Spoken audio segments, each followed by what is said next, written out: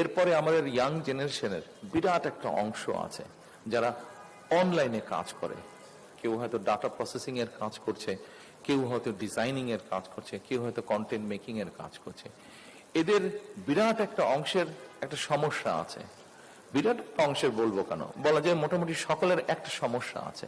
এরা বিদেশে যে কাজ করছে এবং কাজের বিনিময়ে যে পারিশ্রমিকটা তারা পাচ্ছে, সেই পারিশ্রমিকটাকে তারা আনতে পারছে না, দেশে আনতে পারছে না অফিসিয়াল ওয়েতে, প্রপার ওয়েতে। পেপ্যালের কথা আপনারা কম বেশি সবাই জানেন, ধারণা আছে আপনাদের। পেপ্যাল সহ আরো কয়েকটা এরকম ইনস্টিটিউশন আছে যারা এই ট্রানজেকশন গুলো করে। পেপ্যালের এখানে কোনো অফিস নেই। আচ্ছা, আমরা অলরেডি প্রাইমারিলি তাদের সাথে কথা বলেছি, এরকম আরো দু একটা ইনস্টিটিউট পেপ্যাল সহ তাদের সাথে কথা বলেছি, ভাই তোমরা আসো বাংলাদেশে, আসলে তোমাদেরও যেমন বিজনেস হবে, আমাদের মানুষরা উপকৃত হবে। আচ্ছা, এখন আসেন এই যে যারা আমাদের ইয়াং জেনারেশনের যারা এই কাজগুলো করছে, এদের আপনি খেয়াল করে দেখবেন ইন্টারনেটের একটা সমস্যা আছে।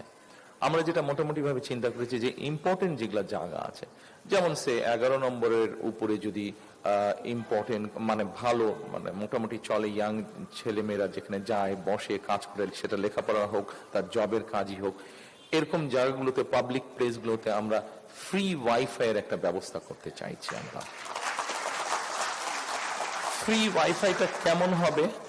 ফ্রি মানে পুরোপুরি ফ্রি না, কিন্তু একটু ভিতরে একটা ছোটখাটো রহস্য আছে, ওটা এক্সপ্লেন করছি আপনাদের সামনে।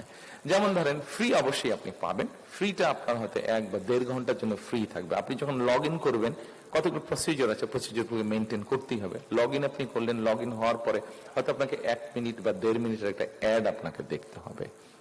আপনাকে অ্যাডটা দেখতে হবে, অ্যাডটা শেষ হয়ে যাওয়ার পরে আপনি কানেক্ট হয়ে যাবেন। আপনি 1 ঘন্টা বা 1.5 ঘন্টা আপনি ফ্রি তখন কাজ করতে পারবেন। সেটা আবার 1-1.5 ঘন্টা পরে আবার ওটা ডিসকানেক্ট হবে, আপনাকে আবার লগ ইন করতে হবে, আপনাকে আবার 1 মিনিট বা 1.5 মিনিটের একটা অ্যাড আপনাকে দেখতে হবে। আমরা এইভাবে জিনিসটাকে সেট আপ করতে চাচ্ছি এবং আস্তে আস্তে এটার এক্সপ্যান্ড। আমার ধারণা এই সাপোর্টটা যদি আমরা তৈরি করতে পারি, এই ইনফ্রাস্ট্রাকচার এবং সাপোর্টটা যদি তৈরি করতে পারি, আমাদের ইয়াং জেনারেশনের বহু ছেলে মেয়েকে আমরা হেল্প করতে পারবো।